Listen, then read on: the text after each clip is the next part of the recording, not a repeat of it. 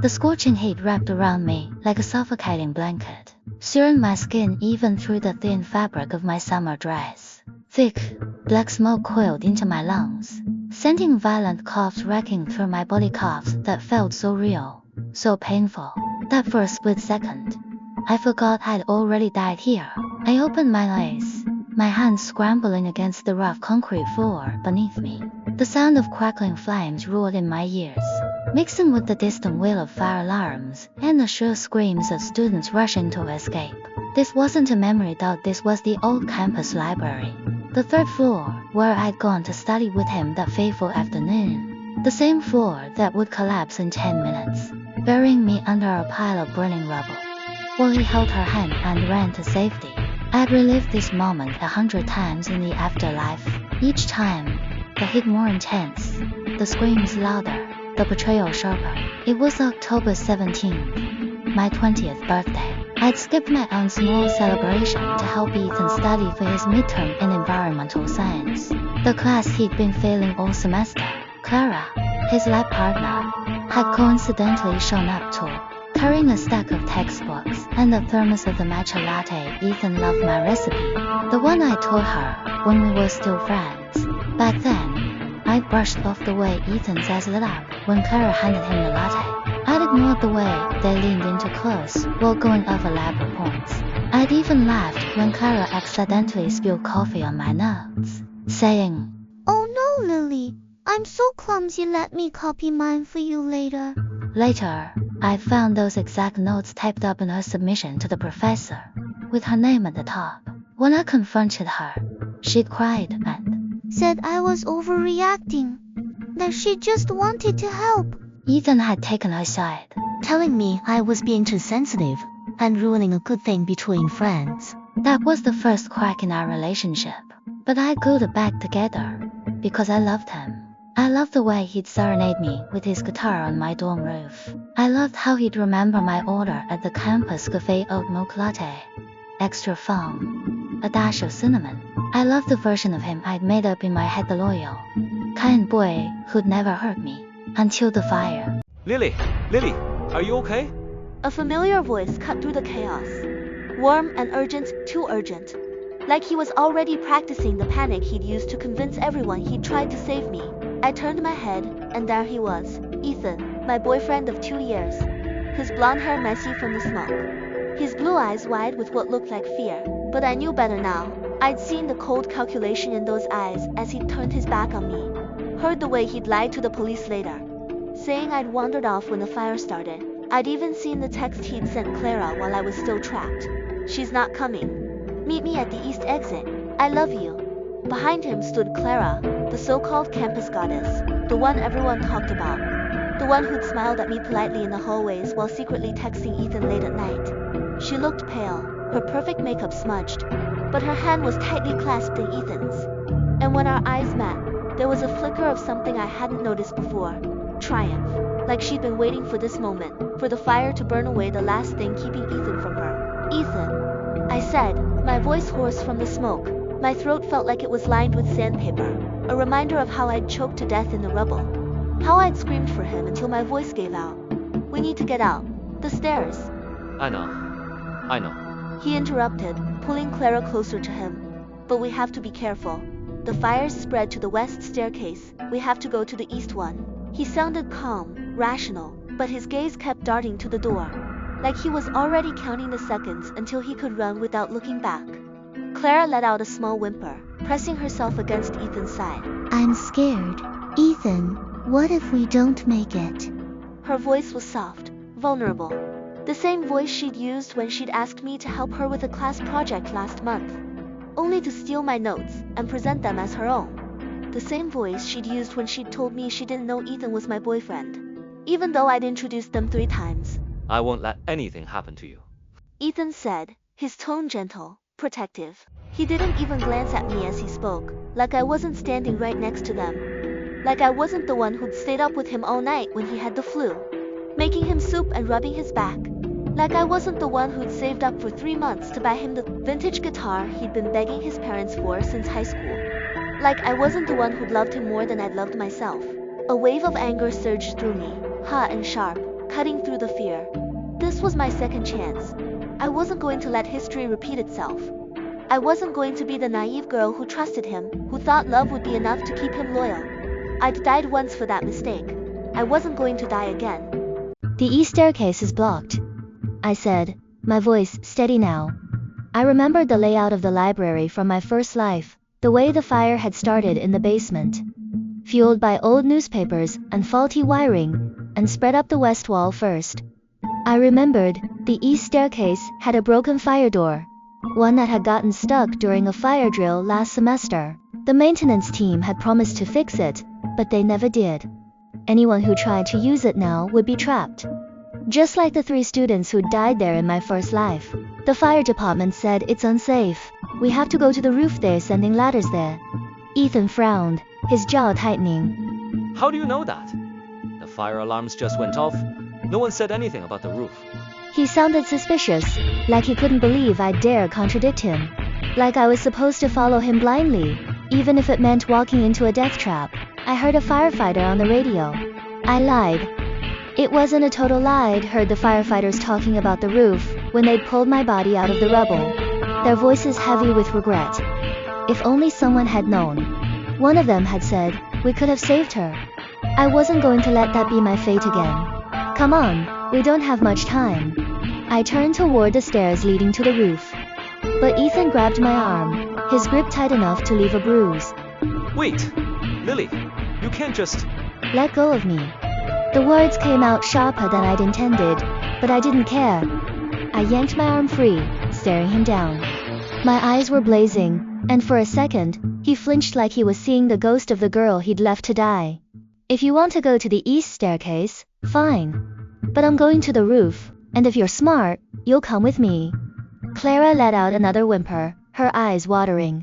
Ethan, maybe she's right. Let's just do what she says.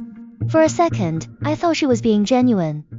Until I saw the way she mouthed no to Ethan behind my back, her lips forming the word slowly, deliberately. She wanted him to go with her, to leave me behind. She wanted me dead, so she could have him all to herself. Ethan hesitated, his eyes flickering between me and Clara. I could see the conflict in his face. The part of him that still felt guilty about what he'd done or would do, versus the part that wanted to be with Clara. No strings attached.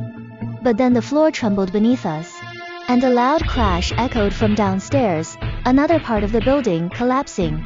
Probably the second-floor reading room. The clock was ticking. Fine. Ethan said, his voice tight. Roof, let's go!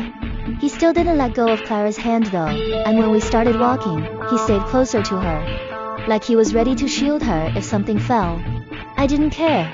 All that mattered was getting out alive. We climbed the stairs as quickly as we could, the heat growing more intense with each step. The smoke was thicker now, making it hard to see, and I had to cover my mouth with the sleeve of my dress to keep from coughing. The fabric smelled like burnt paper and plastic. And I gagged, but I kept going. I couldn't stop, not now. Clara stumbled once, and Ethan caught her. His hand on her waist, his concern obvious. Careful, He said, his voice soft. don't you hurt yourself? I kept going, my heart pounding in my chest, my mind racing. I knew we had minutes, maybe less, before the roof collapsed too. Or before the fire trapped us there. I remembered from my first life that the roof's support beams were rotted. Weakened by years of rain and neglect, it wouldn't hold for long. When we finally reached the roof door, Ethan pushed it open, and we stumbled out into the open air. The sky was gray with smoke, and the sound of fire trucks was louder now, their red lights flashing in the distance like beacons. Below us, the campus was a chaos of students and teachers, all staring up at the burning library, their faces pale with shock. I saw my roommate, Mia, standing near the front, her hands over her mouth, crying. In my first life, she'd spent weeks searching for me, refusing to believe I was dead until they found my body. This time, I'd make sure she didn't have to grieve. There. Clara shouted, pointing to the west side of the roof. A fire truck had pulled up, and 2 firefighters were setting up a ladder, their bright yellow jackets standing out against the black smoke. Their voices boomed through a megaphone. Stay back from the edge. We're coming up for you. Don't panic. Ethan grabbed Clara's hand and started running toward the ladder, pulling her along. Hurry. He yelled, not even looking to see if I was following. I ran after them, my legs burning, but I didn't try to catch up. I just needed to get to the ladder, to get down, to survive. But then, halfway to the ladder, Clara tripped. It wasn't a real trip, she'd stepped on the hem of her dress on purpose. I saw it clearly, her foot curling under the fabric like she was practicing a dance move. She fell to the ground, crying out in pain, her face contorted in a perfect mask of agony. My ankle. I twisted my ankle. She wailed, clutching her left leg, the same leg she'd used to kick a soccer ball just last week at the campus park. Ethan stopped immediately, dropping to his knees beside her. Clara, are you okay? Let me see. He gently touched her ankle, and she screamed, pulling away. It hurts. Oh, Ethan, it hurts so bad. I can't walk. She sobbed, her shoulders shaking. Ethan, I'm so scared. I can't get down the ladder like this. What if I fall? The firefighters were almost at the top of the ladder now. I could see them reaching for the roof, their gloved hands gripping the rungs tightly. We're here. One of them shouted. Who's first? We can only take one at a time, hurry. Ethan looked up at the firefighters, then down at Clara, then over at me. His eyes were wide, panicky, like he was trying to figure out the easiest way to get what he wanted without looking like the bad guy. Can't you leave her? He said, like it was the most obvious thing in the world. Like abandoning me had never even crossed his mind. Lily, you go first. I'll help Clara. Then we'll come down. I promise. I stared at him. He was doing it again. The same lie, the same excuse. He wasn't going to help her. He was going to wait until I was down. Then find another way to escape without her. Maybe, but definitely without me. Or maybe he'd leave her too, once he realized she was slowing him down. I didn't care. I wasn't falling for it this time. Number, I said, crossing my arms. My voice was firm, unwavering. We go together. You help her up, and we all go down the ladder. The firefighters can help her. They have gear. They can carry her if they need to. There's no time to wait. Clara let out a louder cry, shaking her head. I can't, Lily. It hurts too much. You don't understand. You've never been hurt like this. She was lying, and we all knew it. Last year, she'd broken her wrist during a cheerleading practice. And she'd still shown up to the homecoming dance, dancing all night like nothing was wrong. I understand that we're all going to die if we stand here arguing. I snapped. I'd had enough of her games, enough of Ethan's blindness. I walked over to her, ignoring Ethan's glare. His eyes were dark, angry, like I was ruining his perfect plan, and knelt down. I grabbed her ankle gently, my fingers pressing against the spot where she'd claimed to be hurt. If it was really twisted, she would have flinched, would have screamed. But she didn't. She didn't even move. Your ankle's fine, I said, standing up. You're just trying to stall. Clara's face turned red, a mix of embarrassment and anger. I am not. Ethan, tell her. Tell her I'm not lying. She looked up at him, her eyes pleading, and I saw him soften. Of course he did. He'd always softening for her, even when she was clearly in the wrong. Lily, stop. Ethan shouted, standing up and stepping between us. He was tall, taller than me, and he loomed over me like a storm cloud. Can't you see she's hurt? Why are you being so cruel, so selfish? Cruel. I laughed, a bitter, hollow sound that echoed across the roof. I'm being cruel. Ethan, we're in a burning building. The roof could collapse any second. And you're worried about her fake ankle? I took a step closer to him, my voice dropping to a whisper, so only he could hear. Or are you just worried about getting caught? About everyone finding out you left me to die last time? About everyone knowing what a coward you are? His face paled. For a second, I thought he'd admit it. Thought he'd finally show some remorse, some guilt for what he'd done. But then the roof trembled again, and a chunk of concrete fell from the edge, crashing to the ground below. The sound was deafening, and Clara screamed, throwing her arms around Ethan's neck. Ethan, she cried. We have to go. I don't want to die. Ethan grabbed her, pulling her toward the ladder. Forget her. He yelled at the firefighters, pointing at Clara. Help her first. She's hurt. The firefighters hesitated, glancing at me. Sir, we should take the other young lady first. She is not injured. She can climb faster. No. Ethan shouted, his voice frantic. Take her now. The firefighters sighed, but they didn't argue. One of them knelt down, helping Clara onto the ladder. She clung to it, her fake fear gone, replaced with relief. She even looked back at me, a small, victorious smile on her face. Before she started climbing down, Ethan stood beside her, watching her descend, and when she was halfway down, he turned to me. His eyes were cold, empty, no more pretense, no more lies. I am sorry. He said, but there was no sincerity in his voice, no regret, no guilt, just indifference. But I can't lose her. Before I could say anything, before I could scream at him, before I could tell him how much I hated him, he turned and climbed onto the ladder, following Clara down. The remaining firefighter looked at me, his eyes filled with sympathy. Man, are you okay? He asked. Let's get you down. Right? I nodded, my hands shaking. I'm fine, let's go. He helped me onto the ladder, and I started climbing down, my legs wobbling. The smoke was still thick, staining my eyes. But I could see the ground getting closer, could hear the paramedics shouting, could see Mia running toward me, her face filled with relief. When I reached the bottom, Mia threw her arms around me, squeezing me tight. Lily, oh my God, I thought you were dead. She cried, her voice muffled by my shoulder. I saw you go into the library, and then the fire started, and I couldn't find you. I'm okay, I said, hugging her back. I'm okay. I pulled away from her, and that's when I saw them. Clara was sitting on a stretcher, her ankle propped up on a pillow, Ethan standing beside her, his arm around her shoulders. They were talking, laughing, like nothing had happened, like I hadn't almost died, like they hadn't tried to leave me behind, like the library wasn't burning to the ground behind them.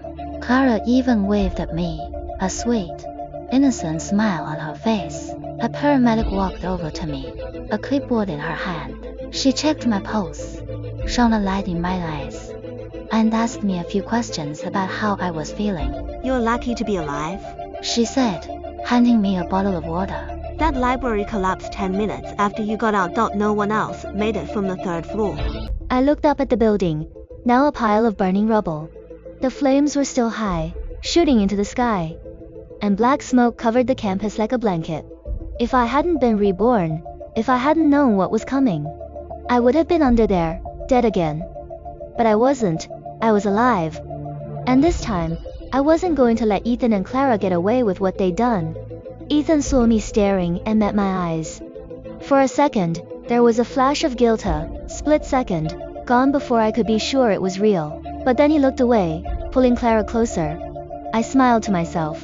He thought he'd won. He thought he could lie and cheat, and leave people to die without consequences. But he was wrong. I had a second chance, and I was going to use it. I was going to expose the truth. I was going to make him pay. The paramedic handed me a gray blanket, and I wrapped it around my shoulders, watching as Ethan helped Clara into an ambulance. The doors closed, and the ambulance drove away, sirens blaring, disappearing around the corner. I knew this was just the beginning. The fire had burned down the library, but it had also burned away my naivety. I wasn't the same girl I'd been before. I was stronger. I was smarter, and I wasn't going to let anyone hurt me again. Chapter 3. The Truth and the Aftermath. The next week was a blur of interviews, therapy sessions, and campus memorials.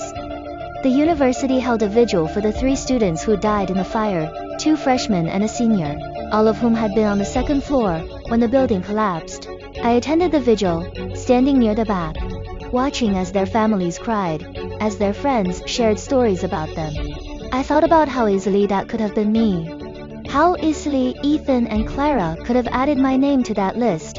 Ethan and Clara had become campus heroes, somehow. The story they told was that Ethan had bravely helped Clara escape, that I'd wandered off during the fire, and they'd worried sick about me. Clara even gave an interview to the campus newspaper, saying, Ethan saved my life. He stayed with me even though he was scared, even though the fire was getting closer. He's my hero. Ethan didn't correct her. He let her tell the lie. Let everyone believe he was some kind of brave knight. But I knew the truth, and I was determined to make everyone else know it too. I started by going to the police. I told them everything: the fire, Ethan's lie about the east staircase, Clara's fake ankle, the text Ethan had sent her in my first life. But they didn't believe me. Miss Carter, The detective said, sighing. we appreciate you coming forward, but there's no evidence to support your claims. The fire was an accident, caused by faulty wiring. Mr. George Hale and Miss George Bennett have already been interviewed, and their stories match. There's nothing we can do. I left the police station feeling defeated. But then I remembered Mio, my best friend, the one who'd always had my back. I went to her dorm room that night and I told her everything. I told her about my first life, about dying in the rubble, about Ethan and Clara's betrayal. I expected her to call me crazy, to tell me I was just traumatized by the fire. But she didn't. She took my hand, looked me in the eyes, and said, I believe you. I always have. Ethan's been acting weird since the fire, like he's hiding something. And Clara, she's been bragging about how Ethan chose her dog it's sick. With Mia's support, I started gathering evidence. I went to the library's maintenance office, asking for records of the broken fire door. The manager hesitated at first, but when I told him about the students who died in the east staircase, he handed over the files, proof that the door had been broken for months, that the university had ignored multiple requests to fix it. I also went to the fire department, asking for the official report. The chief was hesitant, but when I mentioned that I'd heard firefighters talking about the roof, he agreed to let me see the report. It confirmed what I'd known. The roof was the only safe escape route from the third floor, and the east staircase had been blocked within minutes of the fire starting. Next, I needed proof of Ethan and Clara's lies. Mia helped me with that. She'd heard from a friend who worked at the campus cafe, that Ethan and Clara had been meeting there every morning for weeks before the fire, holding hands, kissing, acting like a couple. She also found a photo on Clara's Instagram hidden in a private album. But Clara had accidentally shared it with Mia's roommate of Ethan and Clara at a concert the weekend before the fire, with the caption, "My favorite person." Ethan had told me he'd been visiting his parents that weekend. But the biggest piece of evidence came from an unexpected source, a freshman named Jake who'd been on the third floor with us. He'd hidden in a supply closet during the fire, and he'd seen everything: Ethan pulling Clara toward the east staircase, me arguing with them, Clara faking her ankle injury. He'd been too scared to come forward at first, but when he saw Ethan and Clara being praised as heroes, he reached out to me. That's not what happened. He said, His voice shaking. I saw her step on her dress. I saw him leave. You thought it's not right? Jake agreed to give a statement to the university's disciplinary board. With his testimony, the maintenance records, the fire report, and the photo from Clara's Instagram, we had enough evidence to prove Ethan and Clara had lied about the fire, about their relationship, about everything. The disciplinary hearing was held 2 weeks after the fire. Ethan and Clara sat on one side of the room, their parents beside them, looking angry and defensive. I sat on the other side, Mia and Jake beside me, my hands trembling but my resolve strong. I told my story, first about my first life, about dying in the rubble, about being reborn. Some of the board members looked skeptical, but when I showed them the evidence, their expressions changed. Jake testified next, his voice clear and steady, describing exactly what he'd seen. Then the fire chief spoke, confirming that the east staircase had been blocked, and that the roof was the only safe escape. Ethan and Clara tried to deny it. Ethan said I was traumatized and making things up. Clara said Jake was lying because he'd asked her out, and she'd said no. But their lies fell apart under questioning. When the board showed them the photo from the concert, Ethan went pale. When they asked Clara why she'd lied about her ankle, she started crying and said she'd been scared. In the end, the board made their decision. Ethan and Clara were both expelled from the university, effective immediately. They were also banned from ever stepping foot on campus again. The university issued a public apology to me and to the families of the students who died, admitting they'd ignored the broken fire door and promising to fix all safety hazards on campus. Ethan tried to talk to me after the hearing. "Lily, please, he said, his voice desperate. I'm sorry, I was scared. I didn't mean to hurt you. I looked at him, and for the first time in a long time, I didn't feel angry. I didn't feel sad. I just felt nothing. Save your apologies, I said. They don't mean anything to me. Not anymore. I walked away, Mia beside me, and didn't look back. Chapter 4. New Beginnings. A month after the fire, I moved out of my dorm and into a small apartment off campus. Mia moved in with me, and we spent our weekends decorating, cooking terrible pasta, and watching bad movies. I dropped my environmental science major, the one I'd chosen because Ethan was in it, and switched to journalism. I wanted to tell stories through stories, the kind that matter, the kind that hold people accountable. The university offered me a full scholarship, and I accepted it.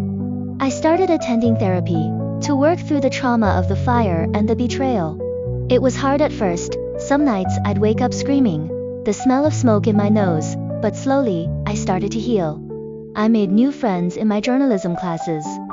People who didn't know about the fire, who saw me as Lily, not the girl who survived the library fire. I never heard from Ethan or Clara again.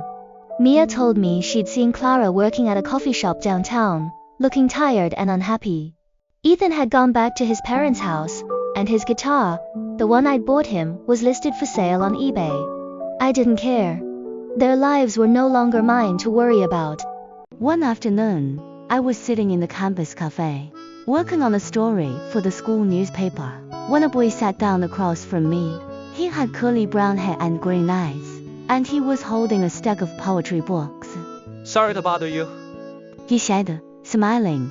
but I saw your writing about the library fire, and I wanted to say, I think what you did was brave.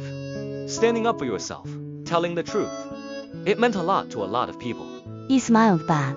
Thanks, it wasn't easy, but it was worth it. His name was Leo, and he was a poetry major. We talked for hours that day about books, about music, about our dreams. He didn't ask me about the fire unless I wanted to talk about it. He didn't try to fix me. He just listened. A few weeks later, Leo asked me out on a date. We went to a small bookstore, then to a pizza place, and he walked me home, holding my hand. It was the first time I'd held hands with someone since Ethan, and it didn't feel scary. It felt right. That night, as I lay in bed, listening to Mia snore on the couch, I thought about everything that had happened. I thought about the fire, about Ethan and Clara, about being reborn. I thought about how close I'd come to dying twice, and how lucky I was to be alive. I still had bad days when the memories of the fire came back. Days when I missed the girl I used to be. But most days, I was happy. I was doing what I loved, surrounded by people who loved me. I was healing, one day at a time. The fire had taken a lot from me, my naivety, my trust, my first love, but it had given me something true, a second chance. A chance to live my life for me, not for anyone else. A chance to be brave, to be strong, to be happy. And I plan to take that chance every single day.